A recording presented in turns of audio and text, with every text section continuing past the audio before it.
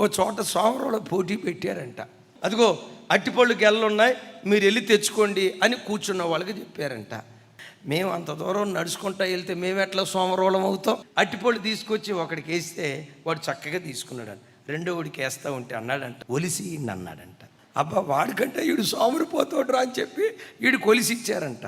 మూడోవుడి దగ్గరికి వెళ్ళేది, ఇదిగోరా తీసుకో అంటే మూడోవుడు అన్నాడంటే, ఒలిసిస్తే కుదరదు, నోట్లో పెట్టను అన్నాడు. నాలుగోవుడి దగ్గరికి వెళ్ళి ఒలిసి నోట్లో పెట్టబోతుంటే అంటాడంట, నవిలి నోట్లో పెట్టను అన్నాడంట. నీ జీవితంలో ఒక అరుణోదయ ప్రార్థన లేకుండా, నిద్ర చంపుకునే జీవితం లేకుండా నేను పరిశుద్ధంగా బ్రతకాలని నువ్వు ఆశిస్తే ఎట్లా నువ్వు పరిశుద్ధంగా బ్రతుకుతావు?